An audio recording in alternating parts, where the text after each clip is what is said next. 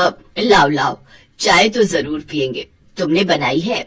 जी मैंने बनाई है, और ये साथ में पकौड़े भी लीजिए प्लीज, ये भी मैंने बनाए हैं। अरे वाह, तब तो जरूर चखेंगे। ये कहानी है आरती की। आरती बहुत सुंदर और संस्कारी लड़की थी। वो अपने माता पिता के साथ गांव में रहती थी। उसके पिता किसान थे जो सब्जियां उगाते थे। उस दिन आरती के लिए उसके घर रिश्ता आया था। सुमन अपने बेटे आकाश का रिश्ता आरती के लिए लाई थी। आरती ने बड़े ही प्यार से सबके लिए चाय और पकौड़े बनाए थे। फिर जैसे ही सुमन ने पकौड़ा चखा, बढ़िया बनाए हैं जी, मेरी बेटी खाना बहुत ही अच्छा बनाती है। उसके हाथ के खाने की सभी लोग तारीफ करते हैं। ये तो बहुत अच्छी बात है बहन जी। अब तो आप झट मंगनी और पट ब्याह की तैयारी करो। कुछ दिनों के बाद ही आकाश और आरती की शादी हो गई। आकाश शहर में चाय पकौड़ों का ठेला लगाता था। वो पकौड़े बेचकर आराम से अपने घर का गुजारा कर लेता था। फिर शादी के 2 दिन बाद क्या हुआ, आप बड़ी जल्दी जग गए? मैं तो रोज इसी समय जग जाता हूँ।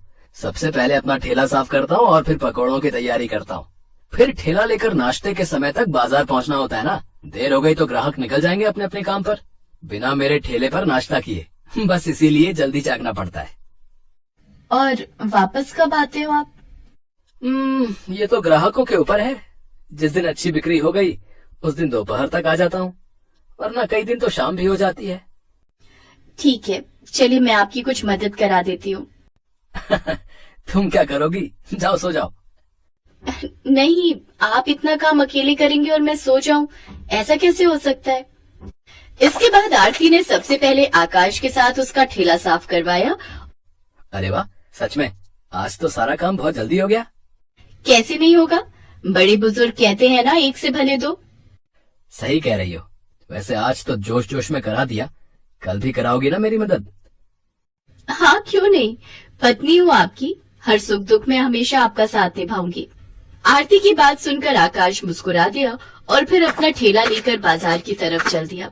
उस दिन आकाश रोज के मुकाबले बहुत जल्दी अपनी जगह पर पहुंच गया था, जिससे हुआ ये कि सुबह सुबह काम पर जाने वाले ज्यादातर लोग उसके ठेले पर आए और उस दिन आकाश की अच्छी खासी बिक्री हुई। फिर वो दोपहर में 1 बजे ही सारे पकौड़े बेचकर घर वापस भी आ गया। अरे, आज बहुत जल्दी आ गया बेटा, क्या हुआ, सब ठीक है? ठीक नहीं माँ, सब बहुत ही बढ़िया है।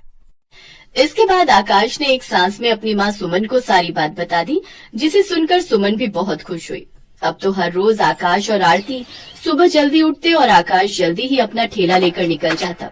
शुरू में तो आकाश की खूब कमाई हुई, लेकिन फिर एक दिन आकाश सीधा शाम को 4 बजे घर आया और उसका मुंह उतरा हुआ था। क्या हुआ जी, आज बहुत देर कर दी?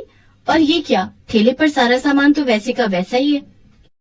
पता नहीं क्या हो गया है आरती, अब लोग मेरे ठेले पर नहीं आ रहे। क्यों, आसपास कोई और ठेला लगने लगा है क्या? हाँ, ज्यादातर लोग वहीं जाते हैं और मेरे पास बस अब कुछ नए ग्राहक ही आते हैं।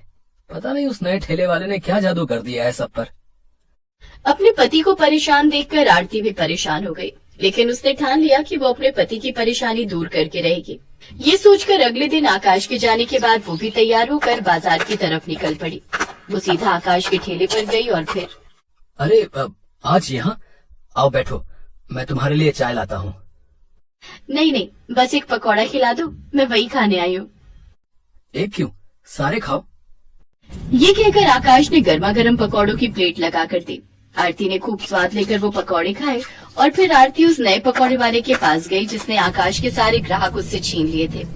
वहाँ उसने देखा कि असल में उस ठेले पर मिर्च के पकौड़े तले जा रहे थे, जिन्हें खरीदने के लिए लोगों की भीड़ लगी थी। तो आरती ने भी एक प्लेट ऑर्डर की और फिर, अच्छा तो ये है राज, यहाँ के लोगों को तीखे पकौड़े चाहिए। अब समझी। इसके बाद आरती वहीं से सीधा अपने मायके चली गई। उसे देखकर उसकी माँ फूलवती और पिता राधेश्याम बहुत खुश हुए और फिर, पापा मुझे आपकी एक मदद चाहिए। क्या हुआ बेटी, सब ठीक तो है? हाँ पापा, आप एक काम करो, अब आप अपने खेत में तीखी मिर्च की खेती करो। अच्छा, खेती तो मैं कर लूंगा। प्रधान जी से कहकर बीज का इंतजाम भी हो जाएगा, पर इतनी सारी मिर्च खरीदेगा कौन? मैं खरीदूंगी पापा, सारी की सारी, बस मिर्च तीखी होनी चाहिए। इसके बाद आरती वापस लौट आई। ग्राहक कम होने से आकाश की माली हालत खराब होती जा रही थी। फिर ठीक 2 महीने बाद आरती अपने मायके से 2 बोरी भरकर मिर्च अपने ससुराल ले आई और आकाश के ठेले के लिए वो खुद उन तीखी मिर्चों के पकौड़े बनाने लगी। आकाश का काम अब सिर्फ आवाज लगाकर ग्राहकों को बुलाना, आओ आओ, खा लो तीखी मिर्ची के पकौड़े, दुनिया के सबसे तीखे पकौड़े, आओ आओ।